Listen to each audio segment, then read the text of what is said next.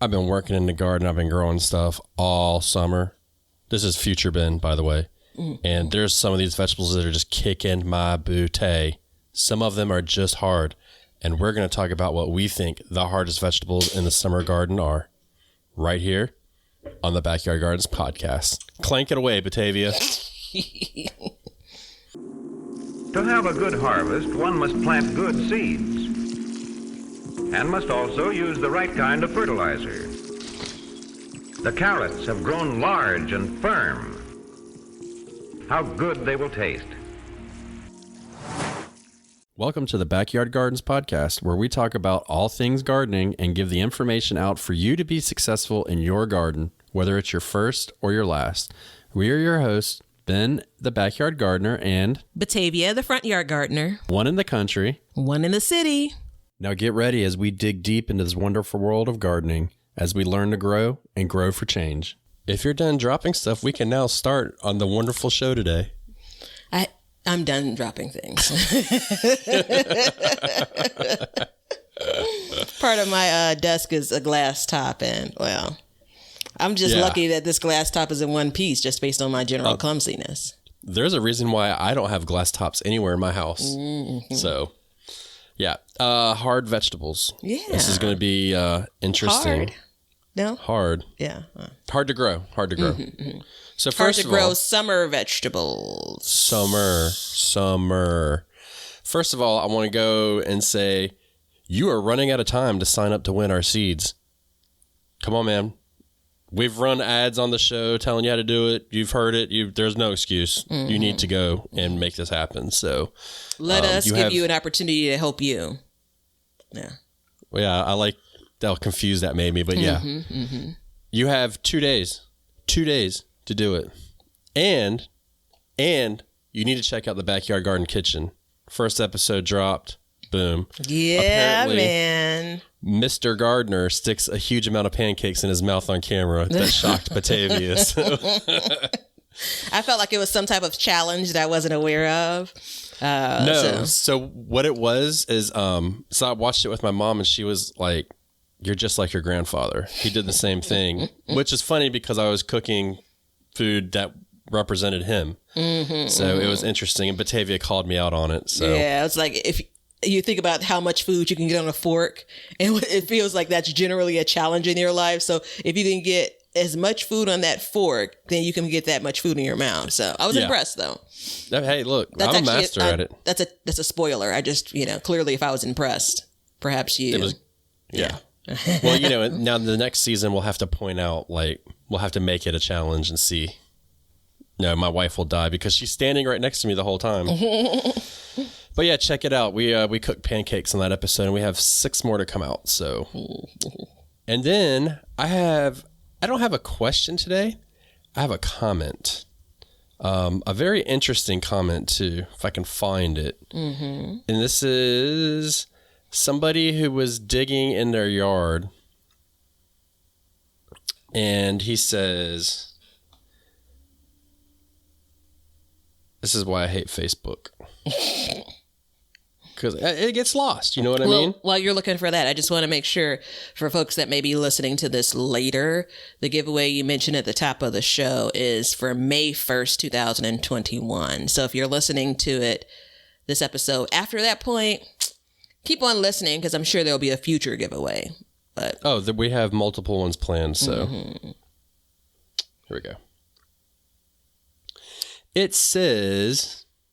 So this is on Backyard Gardens on Facebook? Yeah, it is on Facebook. He is, I've come across a major con to in-ground gardening. You don't know what's down there. Today, I found a metal bucket, several plates, some ball jars, lots of concrete, bricks, and 2 cat burials. Not one, but 2. No. Oh, no, yeah. That's great because I have a similar story. Not the cat burials part, but so we were out in our yard and we were digging. Well, okay. I found a deer head in the woods. So I dug a hole to bury it because if you bury it it'll clear off all the skull and everything, and you'll have just a skull. So I buried it. I came back like 2 weeks later, not even 2 weeks, maybe like 5 days. Everything's gone. Something came and dug it up. So I'm like, what the hell? I started digging around. I start finding plates and all this stuff, right? We start finding like cologne bottles that are like 3 or 4 inches tall. And they said 10 cents on them. They're really old. One of them was a medicine for consumption. And so we looked into all of this stuff, and it basically, what the medicine was, is it was just heroin in a bottle. This is, back in, and so we dated the plates that we found, and we found a lot of them back to the 1800s. Oh, wow. Early 1800s. I looked up what they would be worth if they were all in one piece. $1,500 a plate. Wow. That's if impressive. They were in one piece. They were in about 14 each, so they weren't any good, but it was very interesting. But yeah, you never know what you're going to find in your yard when you dig. So yeah, my story is not at all as interesting as the listener from Facebook or yours. But mine had tears. So it's not even in my vegetable garden, but when I used to plant flowers closer to the house, and then in the flower bed that sits street side in the front, it's just the number of bricks, and you're not talking like almost like concrete spaces. Remember, my intention is to plant perennials there, and I mean, they're expensive. So you buy them, right? And then you start digging up, I'm going to put them in this space. And the amount of times I've hit concrete or big bricks, I mean, just too big for me to be able to move. I was nearly in tears, because it's just like, this is my plan. I want to put this here, this there. It is interesting what's under the soil. And then there's also that bit of kind of, that thing has been sitting under, I mean, concrete's fine, from my perspective, but it's been sitting under that soil and kind of feeding the soil over all that time. All right. Sometimes not so great stuff. I did see someone comment recently in a different group that I'm in online, asking what's the deal with raised beds? Like, why are you guys spending time and money, developing this garden when this person just said, I just plant in the ground, so bless those that can. Tell everybody why we use raised beds. You can't leave an open-ended tip like that. I can do anything I want to do. Well, I can't. Okay, it makes me uncomfortable. Yeah, I mean, there are a couple of different reasons. So it's not, so as an example of that, like we were talking about, sometimes, and most times for me, I've seen the soil that's in ground would take more time than people want to give to rebuild, right? Some people have soil that's more sandy, not so much here in Chicago for me, but it's a way to kind of create your canvas, right? So you get to dictate what comes into your yard and what you're growing in. It is more expensive, period. There's no, asterisk around that. You're buying soil, you're buying potentially compost, you're buying potentially some structure to create that raised bed. But in most cases, once you're done, you're done. And I actually have, as far as one of the hard to grow summer vegetables, part of the soil is a part of the reason why I think I struggle with it too. So yeah. What do you want to add there? Because I'm sure you do. No, basically, it's just, so you can control the soil that goes into your garden. I mean, that's really why I did it. That's why I've always done it.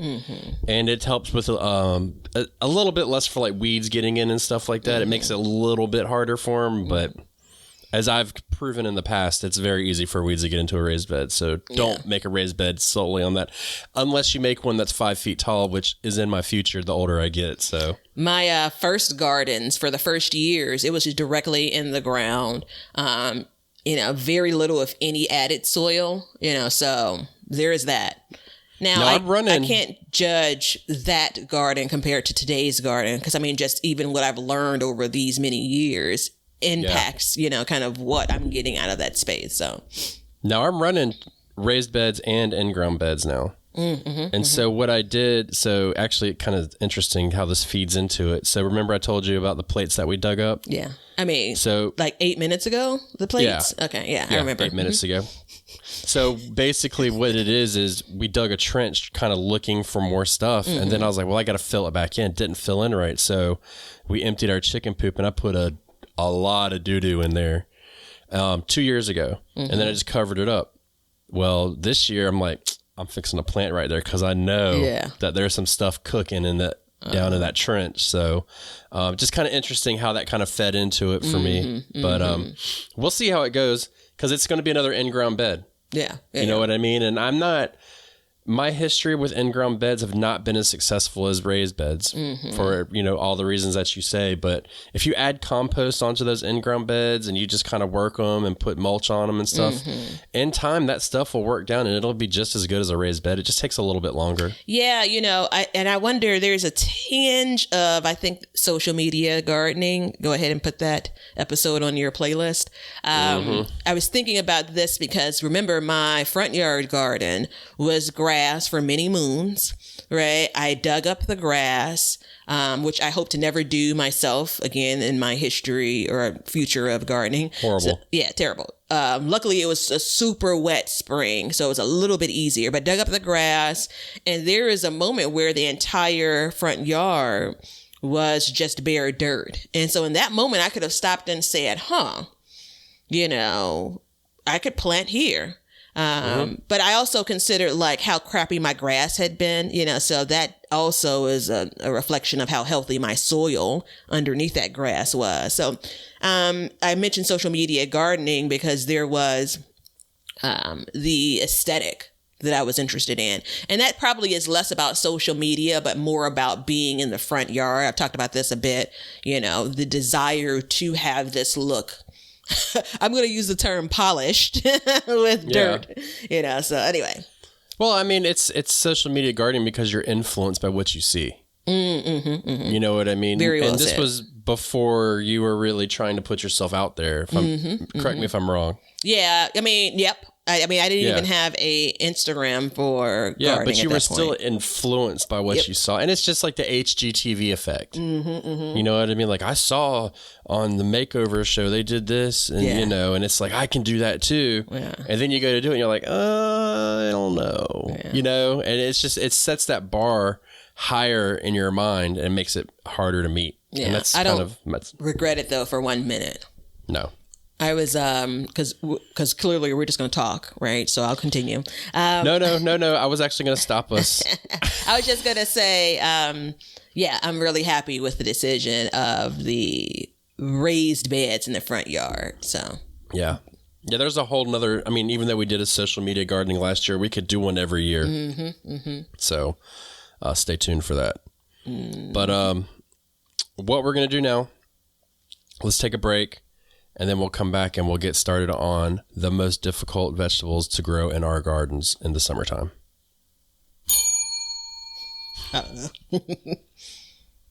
Since you're listening to this, then something tells me you like to cook. Hey, y'all. Miss Gardner and I have been busy whipping up some food in the backyard kitchen. Check us out as we grow some of our ingredients. But most importantly, we just try to get the recipe right. Available now on YouTube at Backyard Gardens. Remember, if you grow it, we will cook it or can it. All right, Batavia, because I'm a Southern gentleman, and that's the kind of person I am, I would like for the ladies to go first. And I would like to know what your number 1 or number 5 or 4, whatever, hardest vegetable for you to grow in your garden is. So I am going to go with a firm answer of squash. And I'm going to say squash as of the last year or two. Right? What kind of squash? If you give me a moment, I will say all squash. No, I mean, I'm going to hone in on summer squash. So your zucchini, your yellow squash. I've teetered around with a couple of kind of non-traditional squash for summer, and struggled with them for a couple of reasons. The pest of the squash vine borer is one. Yeah, I know. It's old man yelling at cloud, right? And I think also keeping the plants healthy.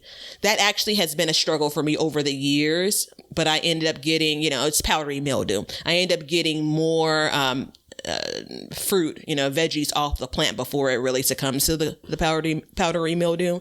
Can we stop for a second? Yeah. And just talk about the squash vine borer? Because are we really saying here that the squash is hard to grow, or are we just saying that the squash vine borer is hard to beat?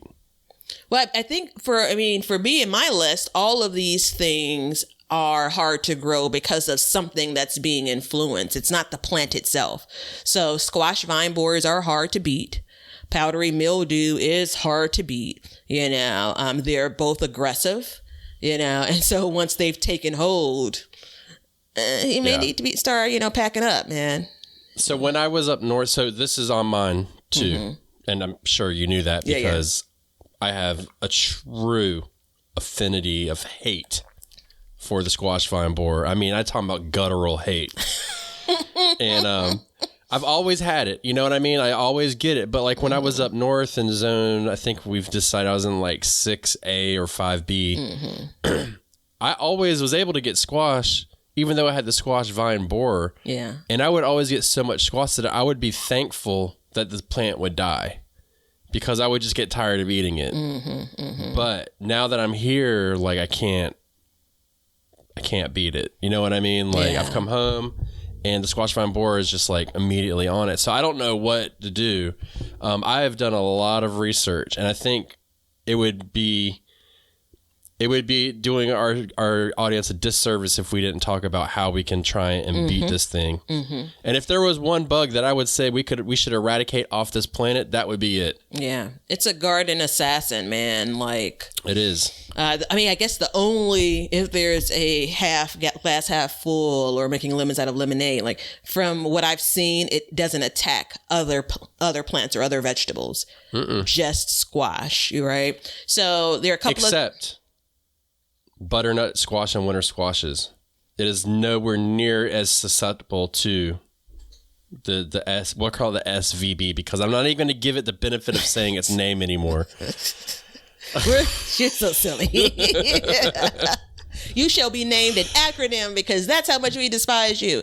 Right. So squash vine borer, known as SVB. Okay. Well, let's come up with a name of it. I'm gonna call it the little bastard. That's what I'm gonna call it. All right, we can go with that. So I have seen a few different things. I've not successfully eradicated it once it's set root, right? And so just to note, I have some theories around why it's introduced to my garden, but I'm talking years of growing like your regular zucchini and never even seeing it. Didn't even know it was a thing. In the last couple of years, it's a thing, baby. So I've seen people, and we've talked about this before, I think, wrapping your the vine, right, with aluminum foil, so don't let them get in. Right. I've seen that. I've not had success with it. I've seen people say bury the stem. Right. And so I'm going to try that this year. So you're basically, kind of hiding the thing they're after, because what they end up doing is they insert themselves kind of into that stem, and then they basically eat their way out. Once that stem is detached from the plant, your plant's dead, man. So the number one way to tell, too, if you don't catch it, is you're going to come out one day and it's going to look like it hasn't been watered. It's going to be wilted. And when you see that, it's done. Yeah. Okay? It'll look good. It'll perk back up. And you're going to be like, oh, it's good. Let me tell you, after all these years, it's done. Yeah. I last year I tried a few different things, and container gardening was one of them. And I had I think probably a Direxo, who knows, yellow squash or zucchini in a 5-gallon bucket. And so in my mind, when I approached it, I said, oh, it's wilted. It's hard keeping up with those kind of, thirsty plants with a 5-gallon bucket. Right. And so I got closer and I'm like, oh, okay. So the top of this plant decided to exit from the root of the plant. And I can't remember for sure. I'm pretty sure that I had probably already seen the potential damage of the squash vine borer. But anyway, it strikes fast. So we've talked about this, and I even bought the syringes, but just didn't have the what to do it. I did it. The inserting BT through a syringe or, via syringe into the stem. So this is after the plant has been infested with the squash vine borer, and that should kill that bad boy. It didn't work. Yeah. No. So, I wonder if Amazon would take back those syringes a year later. No. So, I tried. So, I'm waging an all-out nuclear war on the little bastards this year. This is what I'm doing. Okay, you ready? Mm-hmm. I'm burying the stem. Mm-hmm. I'm going to do a routine spray of BT and neem oil, and I'm going to cover it with Thule fabric. I think it is Tulle. That's what I cover my brassicas with. So I got a $7 for a 10 by 5 piece of fabric. Mm-hmm. Okay, and I'm going to do that. Because here's the key. Squash vine borer, the little bastard doesn't stay around but for like 6 weeks. So you just have to weather that storm. Mm-hmm, mm-hmm. So that being said, I'm doing everything I can. I injected it last year. So what I did is I did that as a routine thing. Every once in a while I'd go out there and inject it. I still got it, Yeah. So I'm going to do it. If I have to, I'll do it again. I've even done surgery on a plant, and I've cut it open and pulled out the big old meaty one. I've done that, and then I wrapped it and buried it, and it did okay once I buried the vine, but it still didn't come back. Yeah. And then the key is, though, we're calling it a vine, right? So what that means is wherever that vine contacts soil, it will grow roots. Mm-hmm, mm-hmm.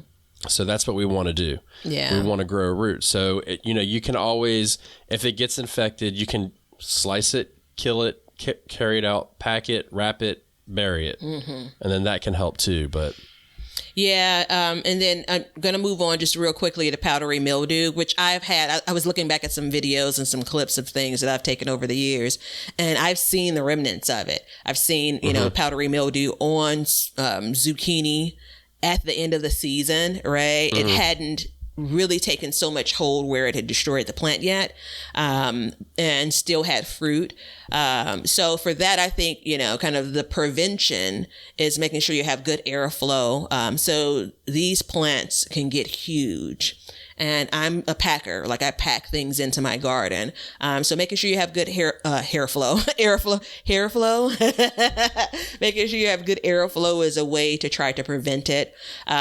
You're going to love when I say kind of crop rotation is important when it comes to powdery mildew. If you have anything living in the soil between the garden seasons and you had some bout with powdery mildew, so 2020, if I had powdery mildew in bed number 6, right? If I still had things living, over the course of the winter in that soil, that powdery mildew kind of still has a home there. And so it's going to be a challenge for things that are susceptible to powdery mildew that next year. Now, if I do a good job at doing things like cleaning the garden up, good maintenance, everything is dead, I have a better shot at it. So anyway, all of that said, for me, I'm going to be quite frank. I don't need squash in my garden. I said it. What are you going to do? Right. And I've really considered just not growing it, So for me, I'm not trying to do a whole lot of things to avoid it, to, eradicate it once it's set in. I'm going to take whatever veggies I've gotten off of that plant and count that as a win and move on. Yeah.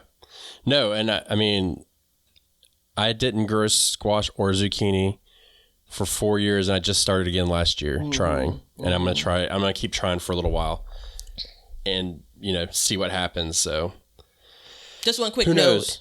I just replant too. So when I was purchasing starter plants, $3 a pop.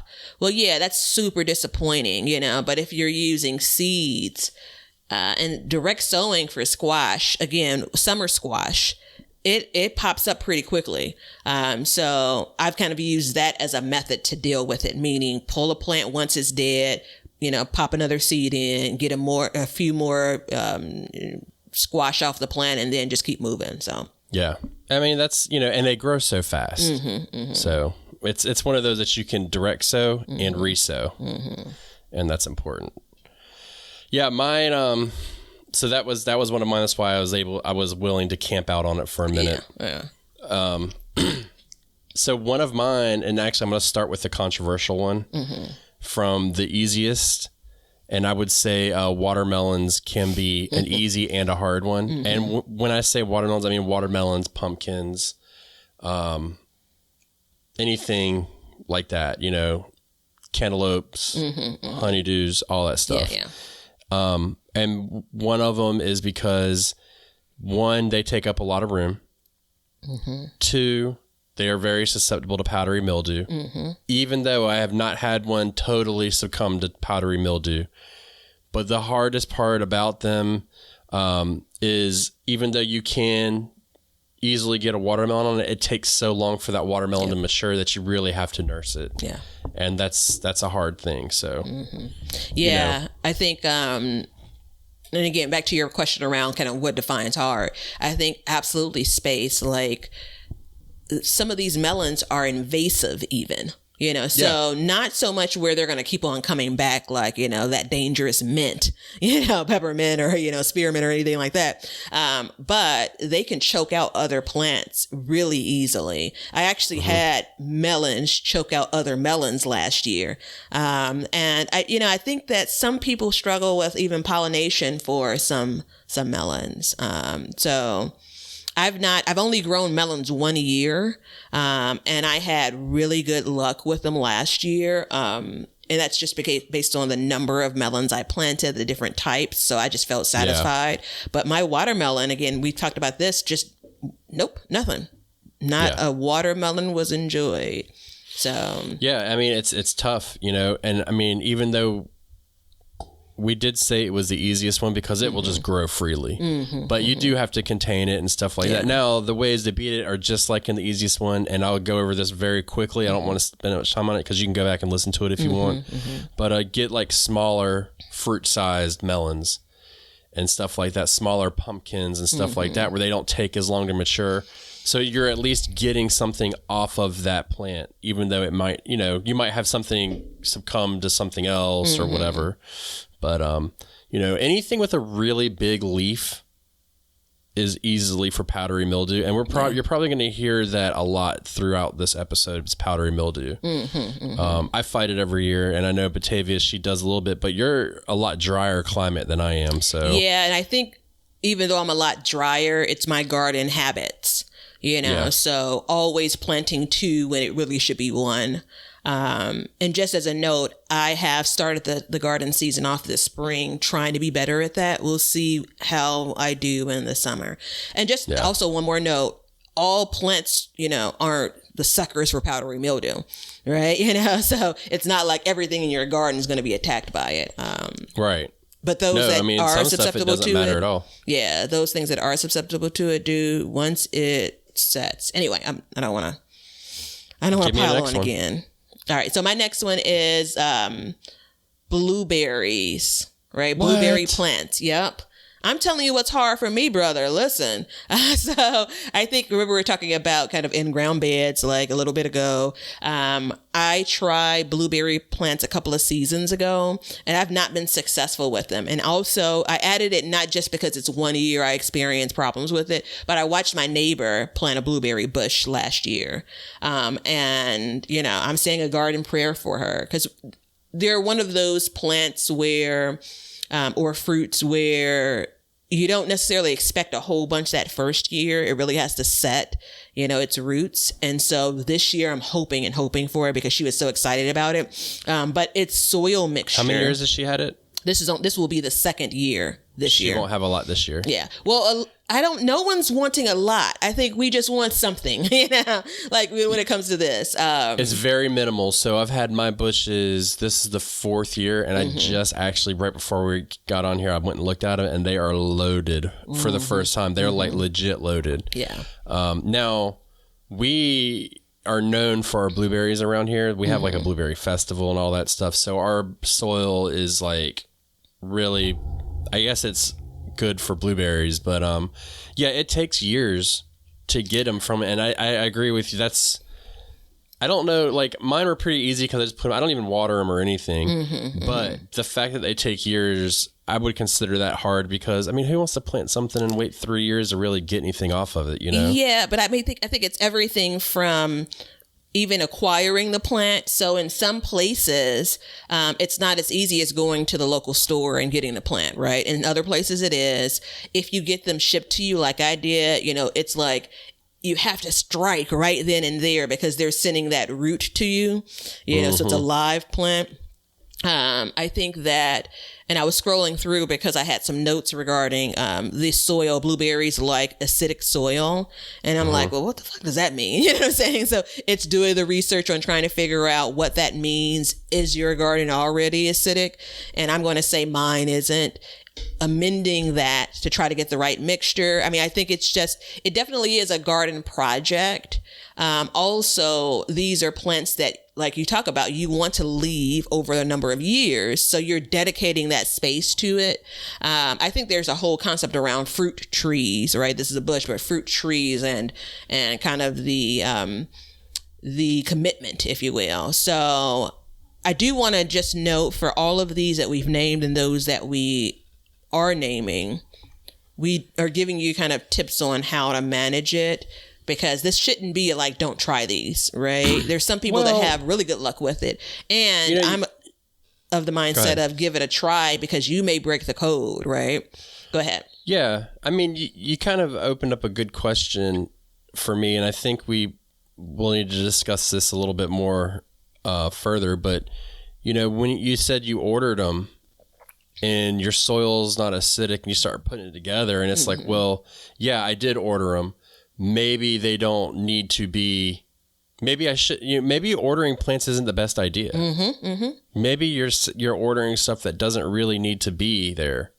Yeah. Well, and that's something to think about, because even though you can order it, I mean, hey, okay, we just did the backyard kitchen and we were talking about lingonberries on there. Okay. Lingonberries are a berry that I when I put the little info bubble in, it said they prefer colder temperatures. Yeah. They require colder temperatures. Now I can order a plant and grow it here. Yeah. And it won't make it. You know what I mean? But I can still acquire that plant. So it's a good question. It's like, just because you can buy it, can you plant it? Can you grow it? Yeah. And so I was, I ordered them online versus buying what was in the stores because it was clear this is an organic farm, right? Right. And they're producing these plants using organic methods. I think I probably would have been better off just going to the local Home Depot and seeing if I could actually grow berries here. So I did the research on these berries. It was like Jersey or something I bought them from, like where it was being shipped. And obviously Jersey's pretty cold as well. And I can grow berries in Chicago, blueberries in Chicago, but it doesn't mean that it's going to be easy, So, I mean, I think that's just, it's the, how much fight do you have in you? And the reason why I wanted to grow blueberries, not to mention that I had to order like a minimum of X plants and the space that those plants take. But they're so freaking expensive in the store and I really enjoy them. Right. Yeah. But you have to have a lot of bushes in order to get it. And I mean, you have to have years to do it. Like I ordered high bush blueberries. And like I said, 3 to 4 years later, they're starting to come. Now that I've seen that, I want to double the amount of blueberries so that I can actually get something that's like, because I mean, we get them and we'll add them in our cereal. Yeah. But then your harvest is gone. And the point of my harvest is like, let's get some and then keep it going. Yeah. So we spaced them pretty far apart. So what our plan is to actually put in between the gaps on another row, put another set. So we have another set of them. But I mean, that being said, if it's not supposed to grow there, it's not. I mean, we have acidic soil here. So that's a benefit. I think it's your climate as well as the space you have. Yeah. Right. So I think that there is I wish I could grow everything. And I can't, period. Also, the things that may do okay here, again, am I setting them up to thrive? Right. I think that becomes the question mark. So, well, I mean, it becomes so much work to get a blueberry that you're like, what I mean? My hourly garden rate times how much I've spent, yeah. Yeah. And it's like all the amendments to make the soil acidic and this, that, and the other. And I know there's free stuff you can do, but it's just all the effort. And it's like, really? And I mean, the amount you're going to get off one bush is not going to be impressive. You're never going to get a pint off of a bush. You know what I mean? You're going to get an eighth of a pint, and that's why you need multiple bushes. Yeah. So, and they actually are just a tinge bit of, I think some of these plants, it's recommended to grow at least 2 together, is what I remember from when I was researching it a couple of years back. I mean, I think also there's a part of like getting frustrated. Right. So the garden is a happy place, and I'm okay with, I'm a troubleshooter. That's what I do. Right. You got a problem? Go ahead. Send me a message. Not garden related. I don't care. I could troubleshoot it with you. Be careful what I ask for. Right. But there's some things that I was thinking about dedicating one of the beds inside of the cage baby to berries because it's inside of the cage. That means that I'm sacrificing space that I would grow tomatoes. Right. And so I paused and just thought, like, once I plant them, I'm in. And the reality of how many years do I want to watch this thing and hope that it works out to get me a pint of berries in a few years versus all of the veggies that I can get out of that bed, So in the future, my future garden space, I'm going all in when it comes to fruit, but that's not this space. So and that's the whole thing too with like fruit trees and stuff like that. It just takes so long that it's like, I'm all about it, but if you're going to plant a fruit tree, don't wait 5 years to plant that fruit tree because you'll be like me, like with asparagus. Like I've put off every year growing asparagus. I'm like, if I would have grown asparagus, I would be getting asparagus right now. But I've put it off because it takes 2 years to get asparagus harvest. So, and at some point, like, am I ever going to grow asparagus? I don't know. But damn, if I would have just done it, I would grow it.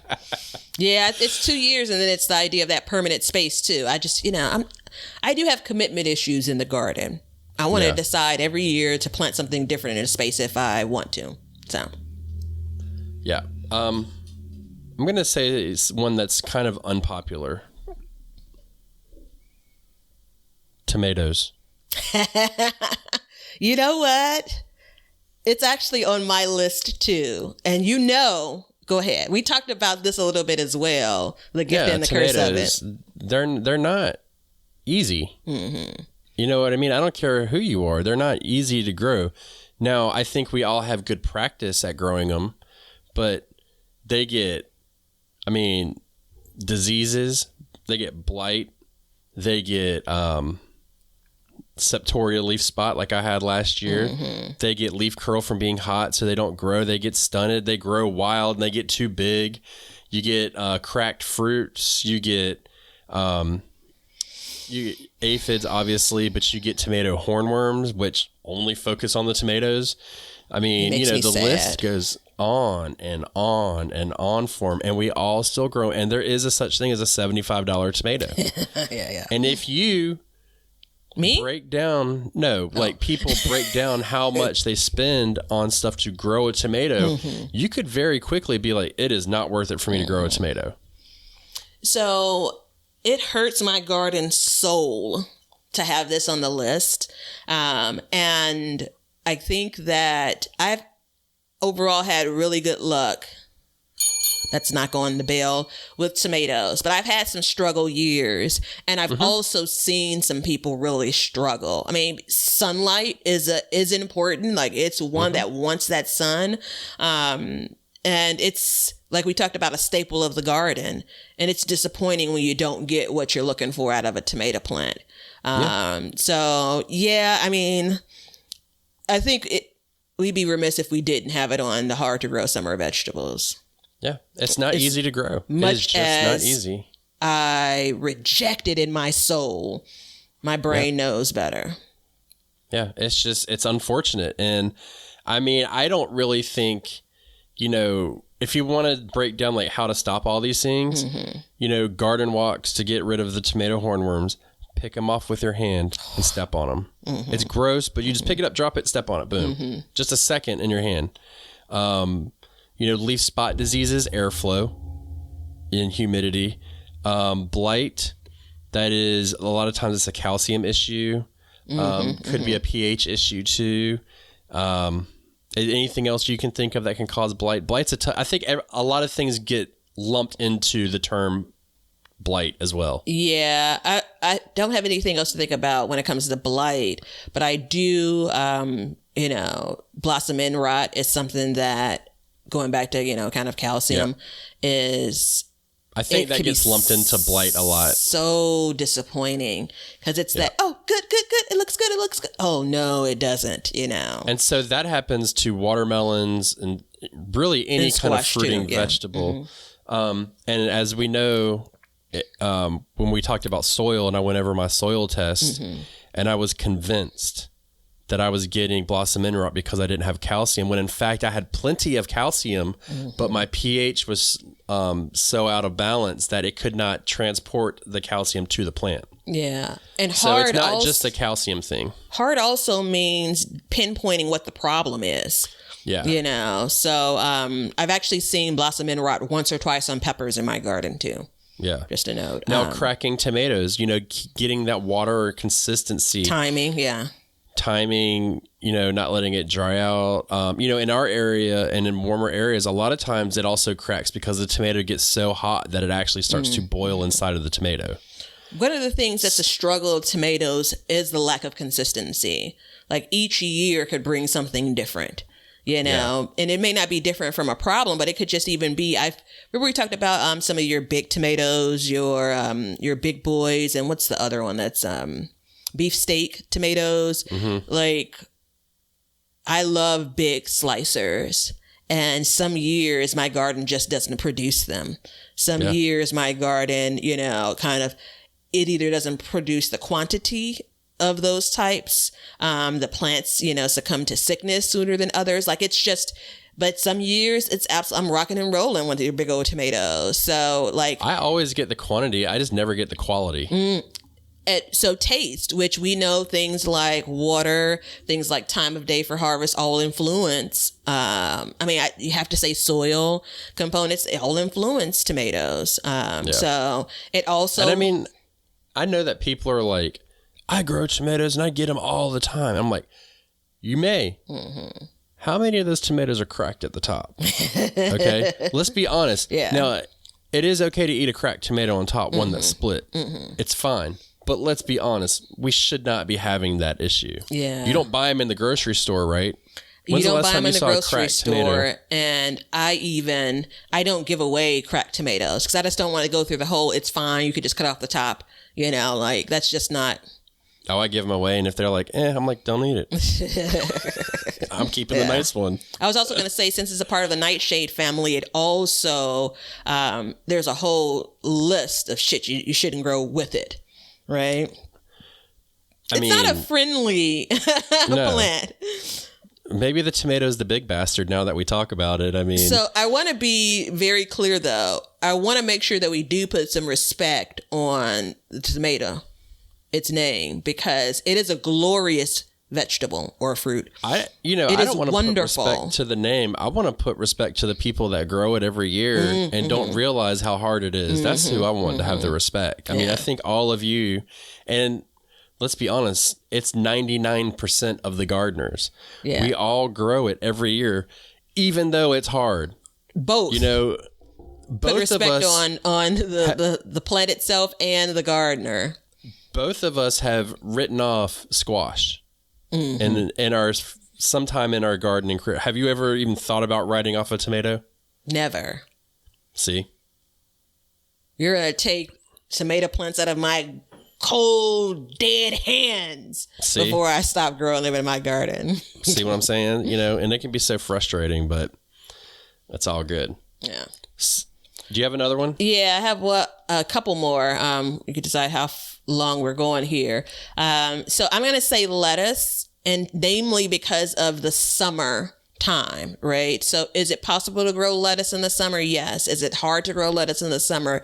Yes. And it's difficult just because of the nature of the plant. This is one of those moments where we're stretching something. We're asking our gardens to do something that it really doesn't want to do for many of us. There are people that live in cooler climates that are just fine.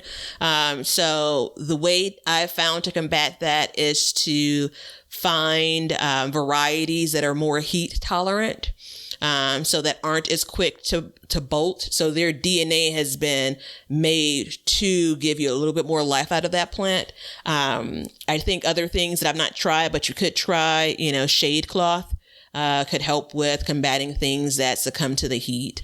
The reality is, though, enjoy lettuce in the cooler times. I think is the answer. All of that equals difficult. Yeah, absolutely. Absolutely. Yeah. You intervening in a way that isn't natural necessarily in your garden. And so I will let that one slide because that's a spring vegetable. Yeah. That's a spring vegetable. Yeah. So I'll let that one slide because of my next one.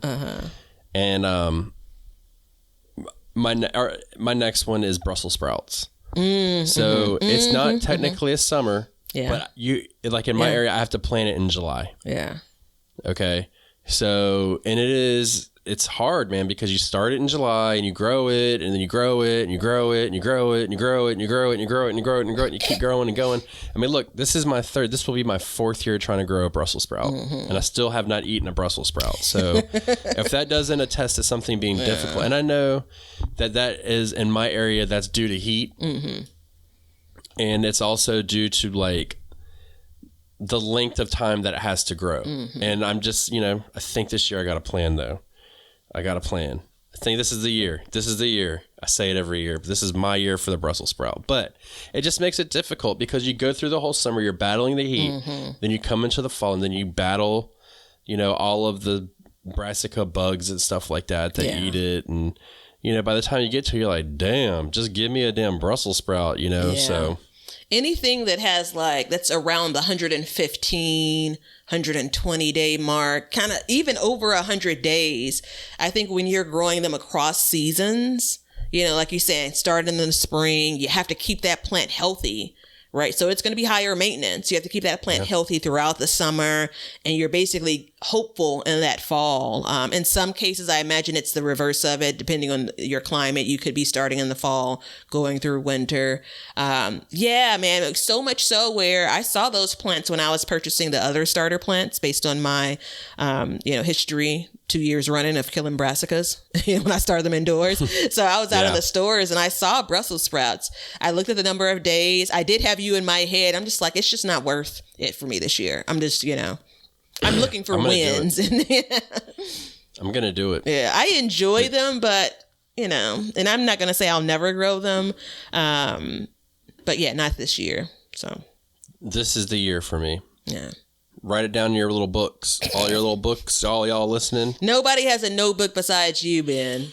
And you. Look, I'm looking around for the notebook. Yeah. Yeah, that's right. It's April, man. There's no way in the world there's still some reference to this notebook. So, but yeah, I think, even though it's not technically, but I have to start growing it in the summer, I'm going to go ahead and lump it in. Yeah. So. Yeah, I mean, I think it's a good one because there's also that whole idea of what you're planting in the summer versus what you're harvesting in the summer versus what you have to grow throughout the summer. And it's really easy to kind of mistake a vegetable for a summer vegetable just because it's in your garden at some point during that summer. Right. And then there's the whole idea of should it ever be? All right. So my last one. Go ahead. And this one is a bit controversial, I think, because some years are better than others. Some years are not so much. It's the sweet pepper. So I'm, again, specifically saying sweet pepper and not hot pepper. Sweet peppers are touch and go for me. Sometimes I'm producing let's focus in on bell peppers, right? So sometimes I'm producing 2 or 3 peppers on a whole plant.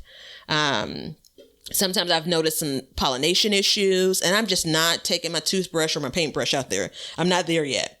I think that they can easily get crowded out depending on kind of how you do your spacing. They need room. And again, these are bigger peppers and the plants are bigger. I think, recommendations for it is give those plants some space. Prepare yourself for this thing not to put on a ton of fruit. Also, I want it to fully ripen on the vine. So that's my preference. So if I have a bell pepper that's going to ultimately be a yellow pepper, I'm not going to harvest it when it's green. So your general, green bell pepper is not mature. You're going to be waiting a long time to get a red pepper or a yellow pepper. Exactly. It's not mature, and it's actually ripe when that green pepper turns red. That's the freaking whole season. You know what I'm saying? Yeah. In my neck of the woods.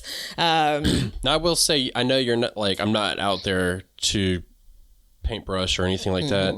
I did it before, and it was worth it because it was 15 minutes of doing it. And then 2 days later I had stuff, and it made it worth it for me.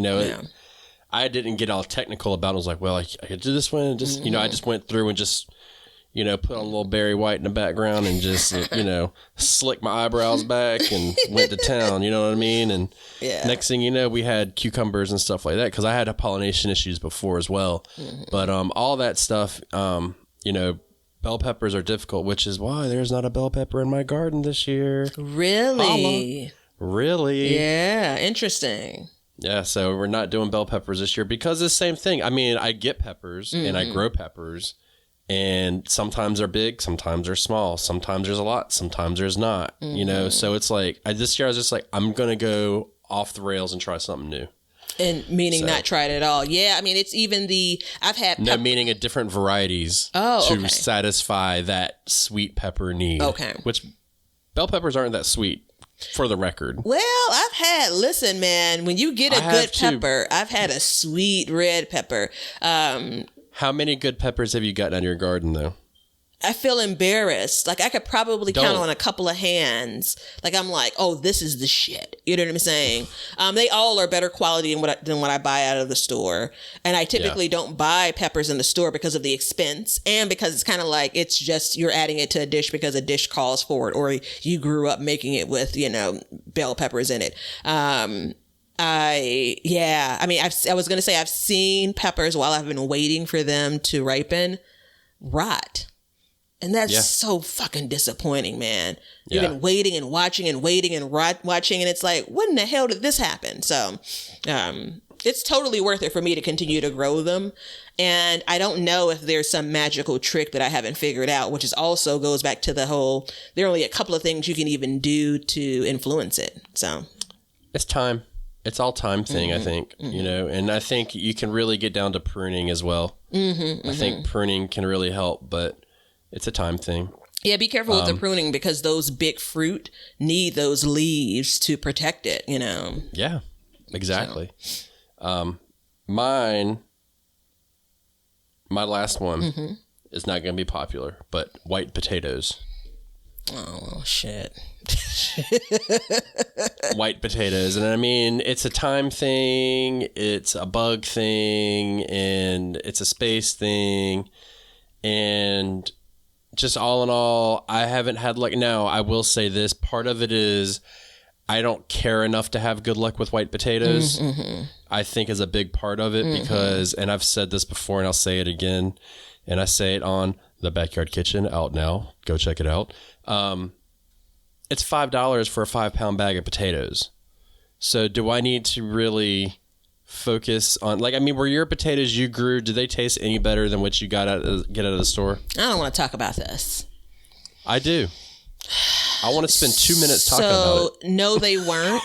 I agree with all that you've said. I love white potatoes, although, my blood work probably says I should be cutting back on them. But anyway, I think growing potatoes is just a beautiful thing.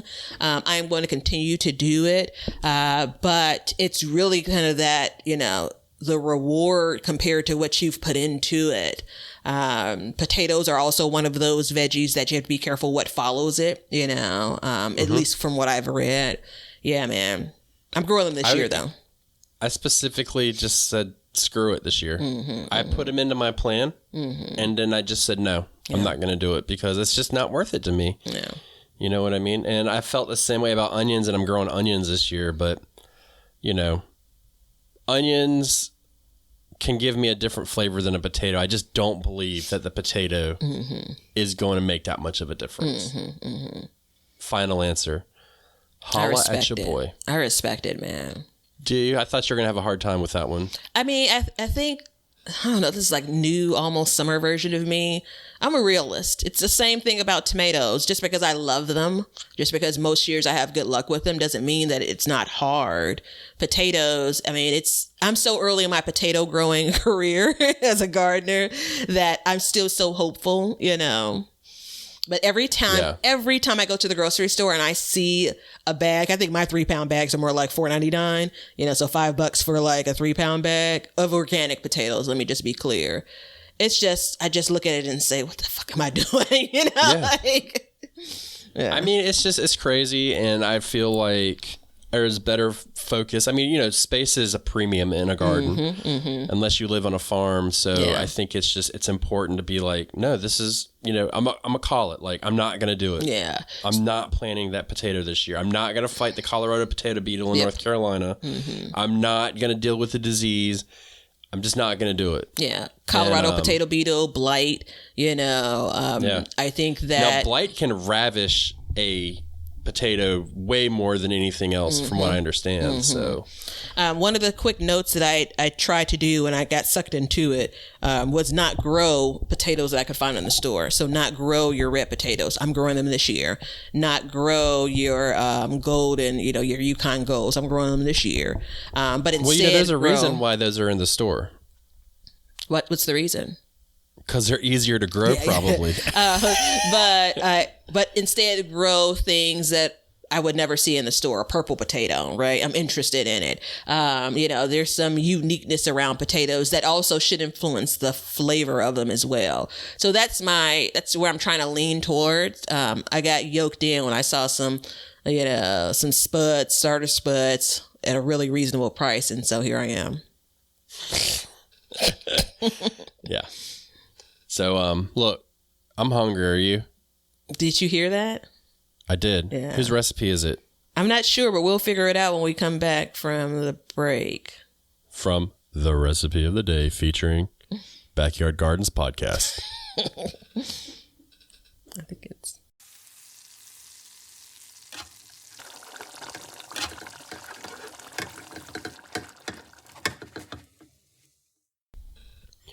Okay, I am a self-proclaimed turnip master.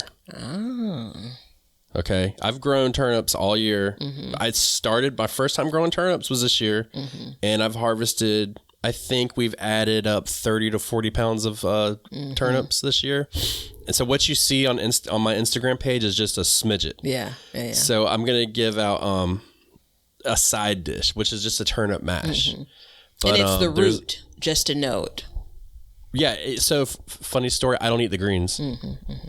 I don't eat the greens at all. We feed them to our chickens. And it's interesting because a lot of people don't eat the root.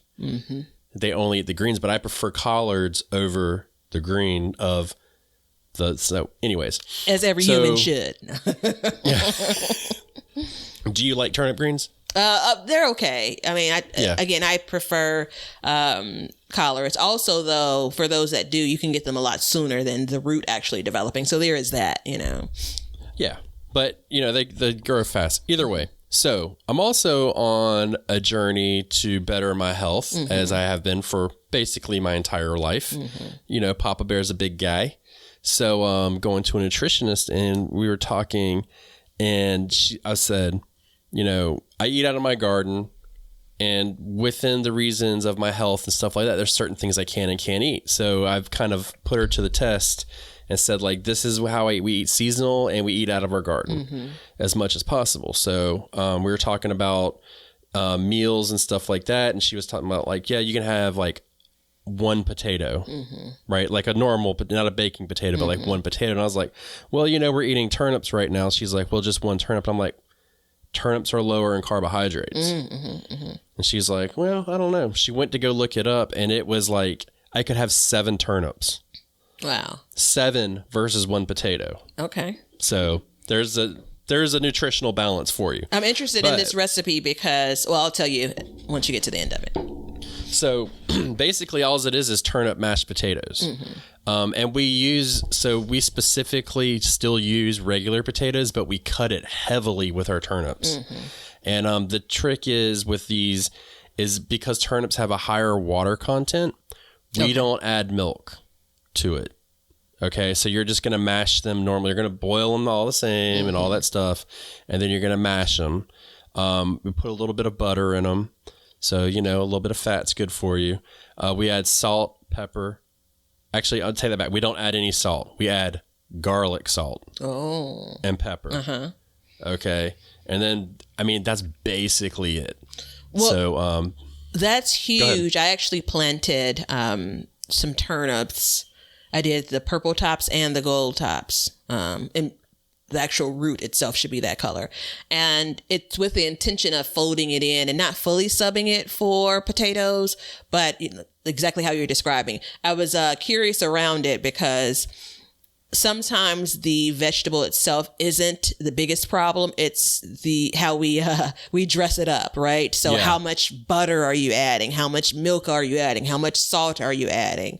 Right. So I'm pleased to hear about, kind of the higher water content, because that does allow you to eliminate it's very important that you realize that it has higher water content. And sometimes we don't even add butter, because everything as I eat throughout the day, I kind of go like, okay, I can have a little bit extra fat or a little bit of this, a little bit of that, and then add that to it. So the butter is, is here or there, but it adds a different flavor to it. And I went over the weekend, I went and visited my parents, and I brought a bag full of turnips.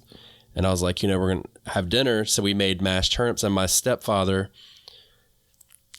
he don't like to try new things sometimes, like he likes it a certain way. Yeah. And then it doesn't need to change. And I respect that. Yeah. And we changed it on him. And halfway through the dinner, he goes, "These turnips, we're eating these again." Oh, wow. Okay. And I said, okay. You know what I mean? Because it just adds a different flavor. Now you can also do rutabaga the same way. Rutabaga and turnip are just about the same. So time frame is a little bit different on the growing though. Rutabagas are a long one take too. Longer. Yeah.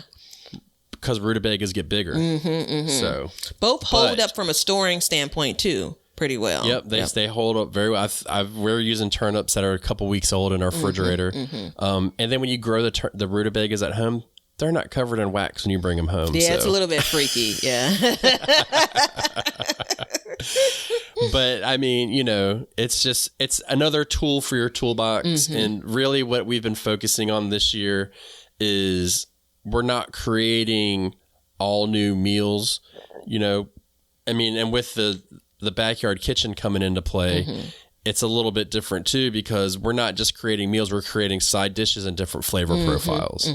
Yeah. And that's really important in your day-to-day meals, because as we've said before on the show, a lot of us eat the same things. Yeah. We just rotate it out. So why not just eat the same thing, but change that flavor profile or tweak an ingredient a little bit? You like mashed potatoes? Make it a little bit healthier, lighter option. Yeah. So. I also, I'm not sure what's going to happen this summer, when it comes to the world opening up. But I also know that for those that eat at home a lot, to your point of us eating the same things over and over, it's really nice to have some options to kind of switch some things up. Go ahead. I was going to say a lot of what I do when it comes to if I go out, I do have a burger when I go out. It's not like that's never something that I eat, but I have a filter that I go through of, I want to, when I go out to eat something to a restaurant, to eat something that isn't easily made at home by myself, something different, something, it's a treat of sorts, whether it should or shouldn't, it's a whole different conversation. And I love the idea of there's some things that you're making now at home that, aren't as common even in a restaurant, right?